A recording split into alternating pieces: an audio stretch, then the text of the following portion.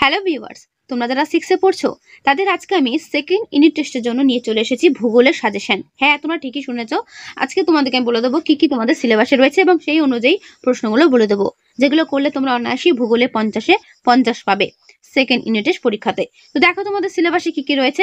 রয়েছে জল, স্থল, বাতাস, বরফে ঢাকা মহাদেশ, আবহাওয়া, জলবায়ু, ভারতের মাটি, ভারতের স্বাভাবিক উদ্ভিদ, ভারতের অরণ্য ও প্রাণ, আর রয়েছে ভারতের জলবায়ু। এই হচ্ছে তোমাদের সিলেবাস। এই সিলেবাসের মধ্যেই তোমাদের কিন্তু পরীক্ষাতে 50-এ প্রশ্ন থাকবে। ঠিক আছে, তো চলো দেখে নাও কি কি প্রশ্ন করবে। প্রথমে দেখে নাও জল, স্থল, বাতাস থেকে কি কি করবে। বায়ুমণ্ডলের সবচেয়ে নিচের স্তর যেখানে ঝড়, বৃষ্টি, বজ্রপাত প্রভৃতি প্রাকৃতিক দুর্যোগ বেশি দেখা যায় তার নাম কি? উত্তর দেখে নাও ট্রপোস্ফিয়ার। বায়ুমণ্ডলের কোন স্তরের মধ্য দিয়ে জেট বিমানগুলো চলাচল করে? উত্তর হচ্ছে স্ট্র্যাটোস্ফিয়ার। ঠিক আছে, ভূপৃষ্ঠ থেকে পাঠানো বেতার তরঙ্গ বায়ুমণ্ডলের কোন স্তরে বাধা পেয়ে ফিরে আসে? উত্তর থার্মোস্ফিয়ার বা আইনোস্ফিয়ার। বায়ুমণ্ডলে অক্সিজেন গ্যাসের পরিমাণ কত? উত্তর দেখে নাও 20.94%, অর্থাৎ 20.94%। কৃত্রিম উপগ্রহ মহাকাশ স্টেশন বায়ুমণ্ডলের কোন স্তরে থাকে? উত্তর দেখে নাও এক্সোস্ফিয়ার। তো যেগুলো আমি বলছি সেগুলো প্রতিটা প্রশ্ন ভালো করে দেখবে। কোন গ্রহকে লাল গ্রহ বলা হয়? তোমরা জানো লাল গ্রহ বলা হয় মঙ্গলকে। ঠিক আছে, আর কোন গ্রহকে নীল গ্রহ বলা হয়? নীল গ্রহ, লাল গ্রহ বলা হয় তোমরা জানো মঙ্গলকে, আর নীল গ্রহ বলা হয় দেখে নাও উত্তর পৃথিবীকে। ঠিক আছে, ভালো করে দেখবে, পৃথিবীকে বলা হয় নীল গ্রহ। ভূত্বক ও কেন্দ্রমণ্ডলের মাঝের স্তরটির নাম কি? উত্তর গুরুমণ্ডল। ঠিক আছে, তার পরের প্রশ্ন, পৃথিবীতে কটি মহাদেশ ও কটি মহাসাগর আছে? ভালো করে করবে। 7টি মহাদেশ ও 5টি মহাসাগর আছে।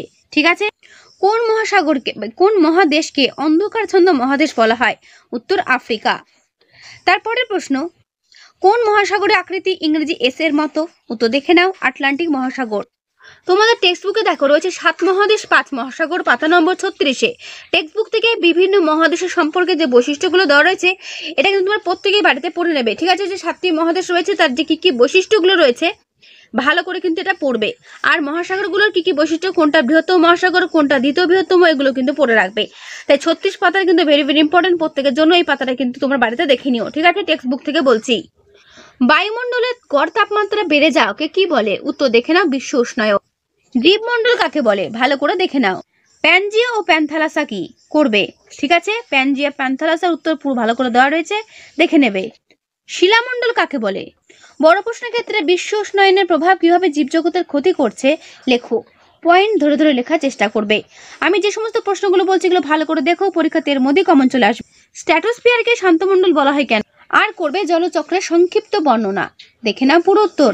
আমি বইটা আস্তে আস্তে সরিয়ে তোমাদের কিন্তু পুরো উত্তরটা দেখিয়ে দিচ্ছি, ভালো করে দেখবে এবং করবে। ঠিক আছে, জলচক্রের বর্ণনা। ওকে, দেখে নাও পুরো উত্তর। দেখে নিলে বড় প্রশ্নের জন্য কিন্তু বলছি এটা করবে। আর তোমাদের টেক্সট বুক থেকে এই যে বায়ুমণ্ডলের স্তর বিন্যাস রয়েছে, ট্রপোস্ফিয়ার, স্ট্র্যাটোস্ফিয়ার যেগুলো রয়েছে এগুলো একবার করে পড়ে নেবে বৈশিষ্ট্য সমেত। ঠিক আছে, এটা কিন্তু বড় প্রশ্নের জন্য আসতে পারে, কিন্তু তোমরা কিন্তু বই থেকে এটা করবে প্রত্যেকে, আমি বলছি। চলে এসো পরের চ্যাপ্টারে, বরফে ঢাকা মহাদেশ। দেখো এখানে কি কি করবে। টেক্সট বুকটা খোলো, প্রথম পাতাতে যেগুলো হাইলাইট করা আছে সেগুলো ভালো করে মার্ক করে রাখবে, এখান থেকে প্রশ্ন চলে আসবে। যেরকম প্রথমে রয়েছে আন্টার্কটিকার অর্থ কি? উত্তরের বিপরীত। তারপরে দেখো রয়েছে আন্টার্কটিকার অপর নাম সাদা মহাদেশ কেন? যেগুলো আমি হাইলাইট করেছি সেগুলো ভালো করে দেখবে, এর মধ্যে পরীক্ষাতে কমন পেয়ে যাবে।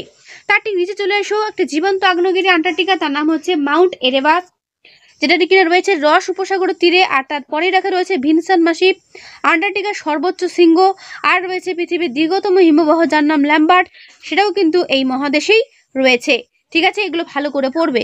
তার ঠিক পরের পাতাতে নিচে দিয়ে দেখা রয়েছে রাশিয়ায় গবেষণা কেন্দ্র, মানে রাশিয়ার গবেষণা কেন্দ্র ভস্টকের সর্বনিম্ন তাপমাত্রা -89.2 ডিগ্রি সেন্টিগ্রেড। এটাই হচ্ছে পৃথিবীর শীতলতম স্থান। বোঝা গেল তাহলে পৃথিবীর শীতলতম স্থানের নাম কি? রাশিয়ার গবেষণা কেন্দ্র ভস্টক। ঠিক আছে, এটা মনে রাখবে। আর তার ঠিক নিচে দেখো রয়েছে আলোর ছোটা বা মেরুজ্যোতি কিন্তু এই সমস্ত অঞ্চলে দেখতে পাওয়া যায়। ঠিক আছে, এটা একবার কিন্তু পড়ে রাখবে এই জায়গাটা, এখান থেকে ঠিক এই পর্যন্ত। ওকে, তারপরের পাতা আন্টার্কটিকা জীবজগৎ, সেখানে কি কি প্রাণী দেখা যায়, কি কি উদ্ভিদ, সেখানকার পরিবেশটা কিরকম, পুরোটাই বড় প্রশ্নের জন্য ইম্পর্টেন্ট রয়েছে, তাই এটা কিন্তু ভালো করে করবে। ঠিক আছে, আন্টার্কটিকা জীবজগৎটা কি আর যে সমস্ত প্রাণী দেখতে তাদের বৈশিষ্ট্যগুলো কি কি করবে। দক্ষিণ মেরু অভিযানে দেখা রয়েছে কিভাবে দক্ষিণ মেরু অভিযান শুরু হয়েছিল, দিনটা পুরোটা ডিটেলস এখানে দেওয়া রয়েছে, ভালো করে দেখবে। দক্ষিণ মেরু অভিযানের জন্য এইখান থেকে এই পর্যন্ত কিন্তু একবার পড়ে রাখবে যে কিভাবে শুরু হয়েছিল। ঠিক আছে, তার পরের পাতাতে রয়েছে আন্টার্কটিকায় ভারতের অভিযান। 9 জানুয়ারি 1982 সালে প্রথম ভারতীয় অভিযাত্রী দল আন্টার্কটিকায় পৌঁছায়। স্থাপিত হয় ভারতের প্রথম গবেষণা কেন্দ্র দক্ষিণ গঙ্গোত্রী। এটা মনে রাখবে কিন্তু, শর্ট কোয়েশ্চেন ইম্পর্টেন্ট। ঠিক আছে, 1968 সালের 26শে মার্চ অষ্টম অভিযাত্রী দল দক্ষিণ গঙ্গোত্রী থেকে 70 কিলোমিটার দূরে মৈত্রী নামে আরও একটি গবেষণা কেন্দ্র স্থাপন করেন। মনে রাখবে। আন্টার্কটিকার ভবিষ্যৎ। আন্টার্কটিকাতে দীর্ঘদিন এখন কিন্তু বরফ গলে যাচ্ছে। তার জন্য কি দায়ী? বিশ্ব উষ্ণায়ন, ওজোন স্তর ক্ষয় এবং বায়ু দূষণ।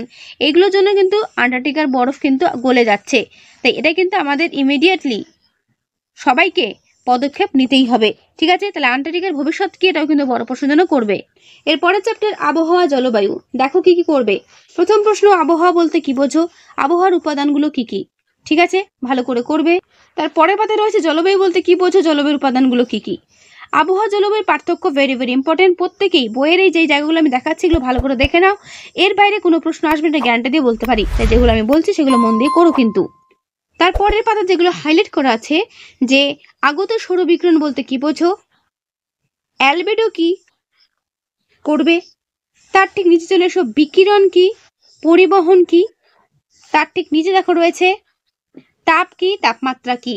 অর্থাৎ সূর্যের আলো যে আমাদের পৃথিবীতে আসছে সেটা কি কি পদ্ধতির মাধ্যমে আসছে সেগুলি হচ্ছে এটা, বিকিরণ, পরিবহন। ঠিক আছে, তারপরে পাতা রয়েছে পরিচলন। তো 3টি পদ্ধতির মাধ্যমে কিন্তু সূর্যের আলো আমাদের পৃথিবীতে আসছে। এই 3টি পদ্ধতি বড় প্রশ্নের জন্য করে রাখবে। ঠিক আছে, তারপরে দেখো দিন ও রাতের তাপমাত্রা, তাপমাত্রার পার্থক্য কিভাবে করা হয়, এটা কিন্তু ডিটেলস এখানে দেওয়া রয়েছে। আমাদের বইটা আমার বইটা পুরনো বলে একটু দাগানো রয়েছে, তার জন্য কিছু মনে করো না। তোমরা কিন্তু এটা ভালো করে একবার পড়ে রাখবে।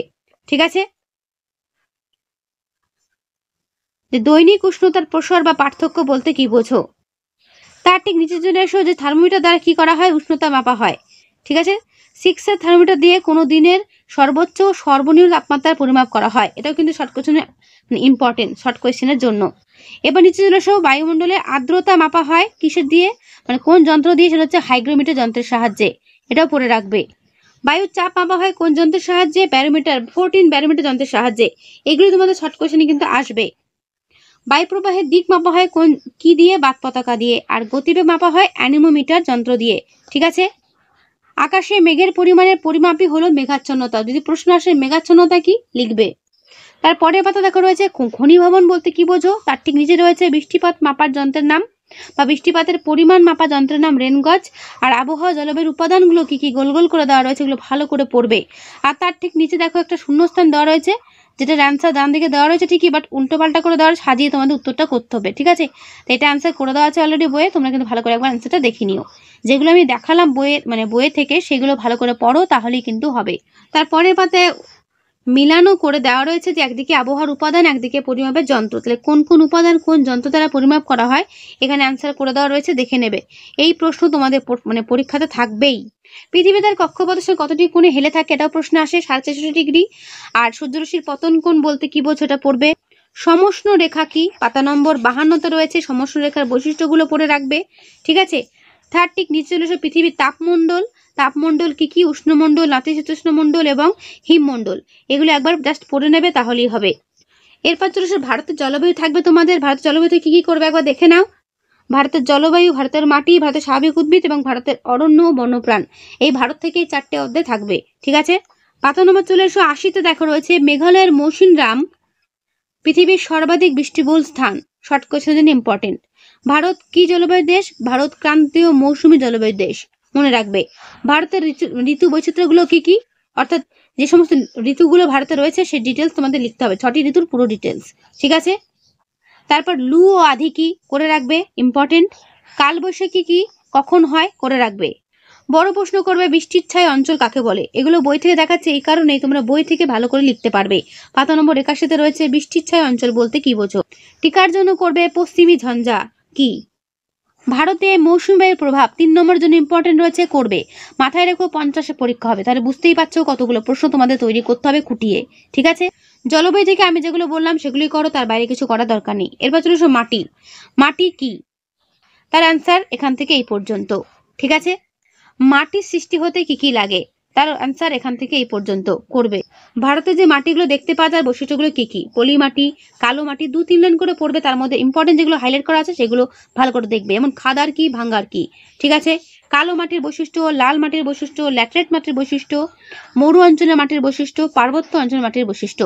জাস্ট 2-3 লাইন করে পড়বে। আর যেগুলো আমি হাইলাইট করে রেখেছি সেগুলো একটু বেশি করে পড়বে। এগুলো লিখে দিয়ে আসবে, বড় প্রশ্ন 5 নম্বরের তৈরি হয়ে যাবে। এবার সব থেকে ইম্পর্টেন্ট, মাটি ক্ষয় কিভাবে হচ্ছে এবং এই মাটির সংরক্ষণটা কিভাবে করা যায়। ঠিক আছে, এটা বড় প্রশ্নের জন্য ইম্পর্টেন্ট। দুটোই প্রশ্ন রয়েছে এই পাতাতে, করবে। মাটি ক্ষয় কি, মাটি সংরক্ষণ কিভাবে করা হয়। এর পরের চ্যাপ্টার ভারতের স্বাভাবিক উদ্ভিদ। দেখো কি কি করবে।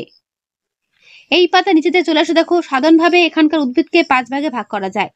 সেগুলো তোমাদের পরের পাতা একটা চার্টের মাধ্যমে খুব সুন্দর করে দেওয়া রয়েছে। এগুলো কিন্তু তোমাদের পড়তে হবে। প্রথমে রয়েছে ক্রান্তীয় চিরসবুজ অরণ্য। এখানকার প্রধান গাছগুলো পড়বে, গাছের বৈশিষ্ট্যগুলো পড়বে এবং ভারতের কোথায় কোথায় দেখা যায় 2-3টে জায়গার নাম মনে রাখবে। ঠিক এইভাবে প্রতিটা অরণ্যগুলো তোমাদের কিন্তু পড়তে হবে বৈশিষ্ট্য সমেত। ঠিক আছে, দেখে না ভালো করে কি কি উদ্ভিদ রয়েছে। কাঁটা জাতীয় ঝোপঝাড় বা গুল্ম জাতীয় উদ্ভিদ, ক্যাকটাস, ক্রান্তীয় পাতাঝরা অরণ্য। তারপর রয়েছে ম্যানগ্রোভ বা লবণাম্বু অরণ্য কোনগুলো? হেতাল, সুন্দরী, হোগলা, গোলপাতা। তারপর রয়েছে পার্বত্য নাতিশীতোষ্ণ অরণ্য, যেমন রয়েছে পাইন, ফার, বার্চ। এইগুলো তাদের বৈশিষ্ট্যগুলো পড়বে, কি কি রকম গাছগুলো হয় এবং কোন কোন জায়গায় হয়। গাছ আমাদের কি কি উপকার করে তার জন্য কিন্তু এই ছকটাই যথেষ্ট। 1 নম্বর 2 নম্বর করে লিখে দিলেই যথেষ্ট। অরণ্য সংরক্ষণ বলতে কি বোঝো? Very very important. তার ঠিক নিচে চলে এসো, যেটা শর্ট কোশ্চেন আসবে। বিশ্ব অরণ্য দিবস কবে পালিত হয়? 21শে মার্চ। তার পরের পাতা দেখা রয়েছে বিভিন্ন উদ্ভিদের নাম এবং সেই উদ্ভিদ ভেষজ উদ্ভিদ, অর্থাৎ কি কি ঔষধ এই সমস্ত গাছ থেকে পাওয়া যায়। তার মধ্যে কিছু কিছু গাছ যেমন তোমরা জানো, যেমন নিম গাছের কি উপকারিতা, বাসক পাতার কি উপকারিতা তোমরা প্রত্যেকেই জানো, সিংকোনা গাছের কি উপকারিতা, তুলসী গাছের কি উপকারিতা, এগুলো কিন্তু পড়বে। ঠিক আছে, শর্ট কোশ্চেন কিন্তু এখান থেকে কমন পেয়ে যাবে। ঠিক আছে, সর্পকন্দা গাছের কি উপকারিতা, কালোমেঘ পাতার কি উপকারিতা, চিরতা পাতার কি উপকারিতা, এটা তোমরা অনেকেই জানো। তাই এটা কিন্তু একবার পড়ে নেবে। এই পাতাটা, এই পাতাটা কিন্তু কেউ স্কিপ করবে না। এরপর রয়েছে ভারতের অরণ্য ও বন্যপ্রাণ। এখানে কি কি বন্যপ্রাণ বলতে কি কি পশু বা কি পাখি এখানে দেখতে পাওয়া যায় সেটা এই পাতাতে রয়েছে, ভালো করে দেখলে করবে। তার ডান দিকে দেখো রয়েছে বিশেষ কথা, সংরক্ষিত অরণ্য কোনগুলো, সুরক্ষিত অরণ্য কোনগুলো, অভয়ারণ্য কোনগুলো। ঠিক আছে, উদাহরণ সমেত এগুলো কিন্তু পড়বে, শর্ট কোশ্চেনে আসবে। জাতীয় উদ্যানের নাম কাজিরাঙ্গা জাতীয় উদ্যান। এরপরে দেখো রয়েছে 1972 সালে বন্যপ্রাণী সংরক্ষণ আইন চালু হয়। কত সালে চালু হয় এটা কিন্তু প্রশ্নটা আসবে এবং কোন মাসের চালু হয়। ঠিক আছে, তাই যেগুলো আমি বলছি প্রতিটা প্রশ্ন, যে প্রতিটা জায়গায় যেগুলো হাইলাইট করা সেগুলো একটু বেশি জোর দিয়ে পড়বে, এর মধ্যেই কমন পেয়ে যাবে। তো এই হলো তোমাদের পুরো ভূগোল সাজেশন। যেগুলো আমি বললাম সেগুলো মন দিয়ে করো, পরীক্ষাতে এর মধ্যেই কমন পেয়ে যাবে। ওকে, তো এই ভিডিওটা এখানেই তাহলে শেষ করছি। কেমন লাগলো অবশ্যই কমেন্টে জানিও। ভালো লাগলে লাইক করো, অবশ্যই বন্ধুদের কাছে শেয়ার করে দিও। তো পারো বন্ধুদের কাছে শেয়ার করে দিও। তো আজকে এখানেই দেখা হবে নেক্সট ভিডিওতে। ভালো থেকো সবাই।